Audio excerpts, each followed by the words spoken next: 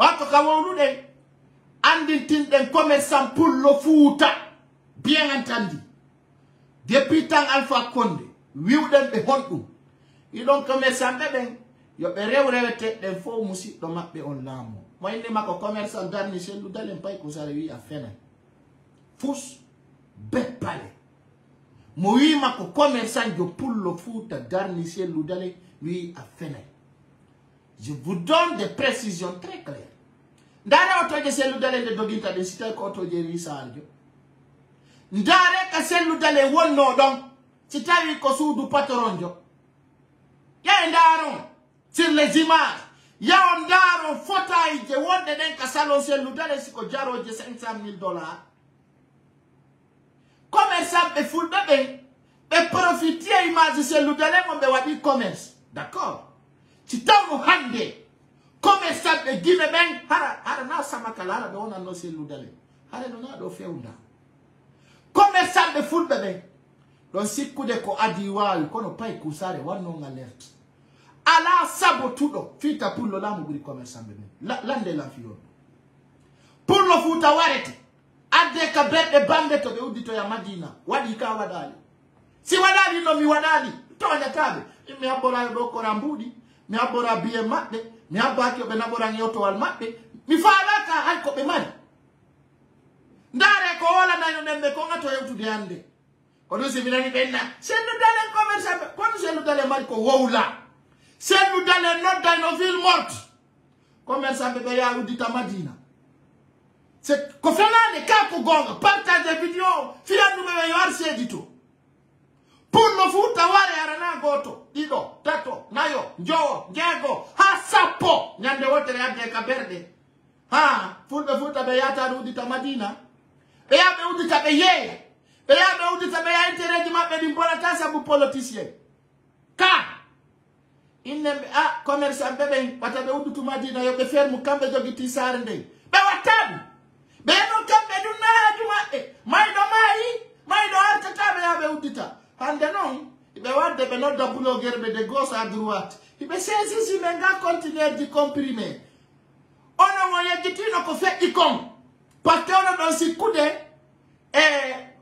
komene wondo jamfa komene be miskino be hande be warabe don sikuno be perdi sikuno warabe perdi ono mi don hebude ko monko hande non ko turumo perdugol perda no ha perda ha fesa perda ha nauna perda ha paralisa ko kona akiri wala to da hande ka patro jango fina tawa ka miskino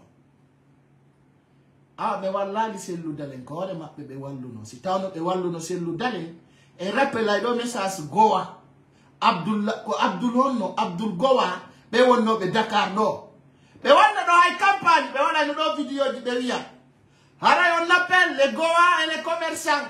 On vous demande de fermer tous les magasins et boutiques. Gowa wawla e plateforme di ko. Ala ko Gowa wawla no side do. Comme wonno fe inano message o mawdo yete do Gowa. Hay ala mo fe inano ka. Ko chambre de commerce be na tabe ka kon no yejiti. On side do. Ko on yata no fuddo be no di Madina. Yeye be téléphone, yeye e maro, yeye e peinture. Be na tawa ande ida mabbe no wara. Pour le Fouta no pia. Pour le Fouta no hersina hande yo men fem. Hande non ayalla dana kitori de ngalla. Wi den kala tawado. Pour le Fouta wara. Walitaki.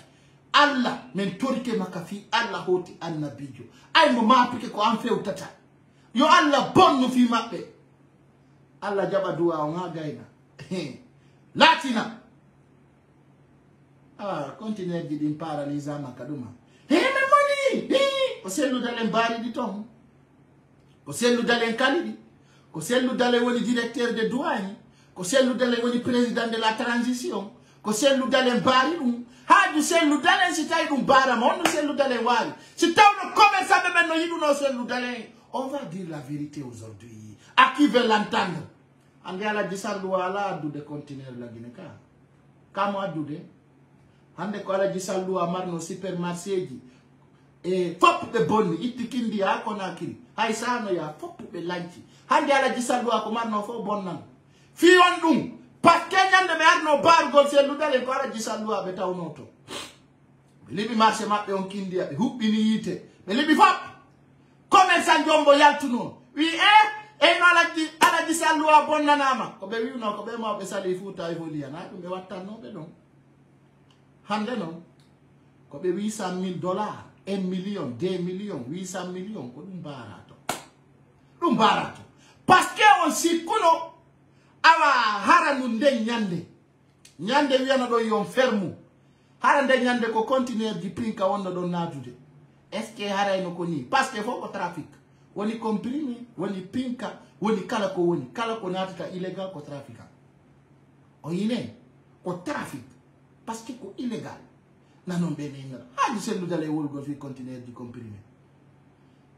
na hande ko commerçant jo hombo soodi suudu inni he selludale ay kama lancama komi commerçant jo pullo yo kima suudu hombo waɗi hombo jontigi yaltutu ɓe wiyeɓe ɗo fof ay ko ɗum ɓe fenata kamɓe commerçant ɓe ɓen koygol mi yeyi min jonniɗo selludale 100 millions min jonniɗo selludale 10 millions e fole no andi selludale ko communauté de base on e fédéral ji goo si noddi population o he piiji gonno ton jarano haali ko nden andi gonga kan no ɗono laaɓi pos kono laaɓa yeeso si tawi ko selludalen walli commerçant e si tawi ko commerçant walli selludalen min ɗo ber komi andi kon commerçant ɓe fulɓe ɓen en profite e men fi honɗum fi leñol maɓɓe piyama lettama ari ha compta 500 personnes pour le Fouta no finude dawa yeeya ala ko ala guerɗe ɗaɓɓoɓe no